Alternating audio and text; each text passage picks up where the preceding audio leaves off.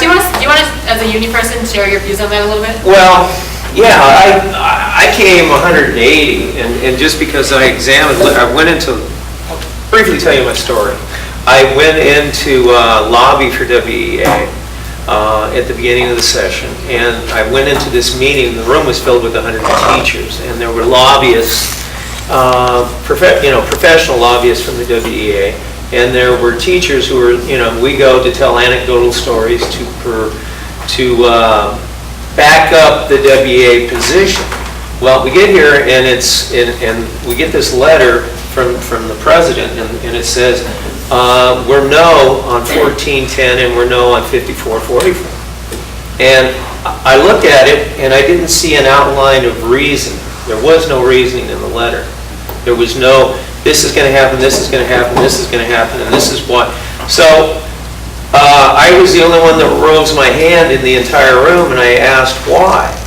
And the answer that they gave me was really strange. They said it was an unfunded mandate, and that it would be just like the WASL. And this is what I got from the president of my union. So I'm still lost. I don't understand what's going on. So the first person I go lobby is Larry Sequist. And I say, Larry, what's up?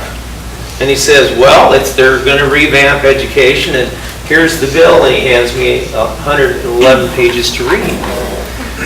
Well, the rest of the day, I had an opportunity to talk to the head of the Senate, Brown, and I talked to Frank Chop, and I talked to several people.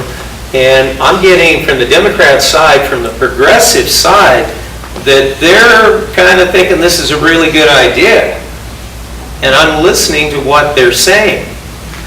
And so when I get home, I read the bill.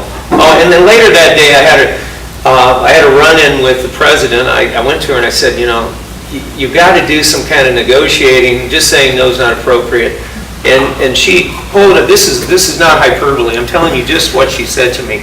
Mary Lindquist said to me, quote unquote, I hear you're chairman of the 26th District Democrats. You need to tell Larry and Derek they have to vote no, or they don't have the support of the 26th District Democrats. I'm not exaggerating. And I told her, that I'm a big view picture kind of person. The union is a part of my life and has always been a part of my life for 33 years.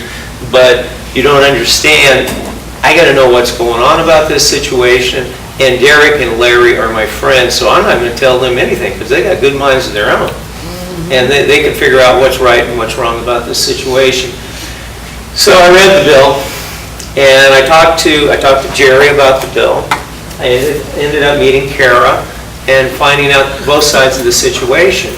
And I found the more that I read, I found that it was more like what my wife as a nurse has to go through, to become a nurse, to go through her national boards, and to be qualified to work in all 50 states. And I found that for doctors and attorneys and others and psychologists, college professors have the same tracking path, but we don't have that. I, as a teacher right now, a social studies teacher in the state of Washington, I can't teach anywhere else but the state of Washington. I can't work in Oregon. I can't work in Idaho because they have a totally different system. Until there is some national tracking, we're not going to do, as President Obama said in his speech last week, in 10 years be the most educated nation per capita in the world. We have to have educational reform. And here's how I know we have to have it. In this school district, we only graduate 67% of our kids. We are failing our kids. And the system has to change. It's not the teachers. The teachers are hardworking, they're good people, and I don't know anybody that I want to fire. But I do know that there's something wrong systematically that we're losing that many kids.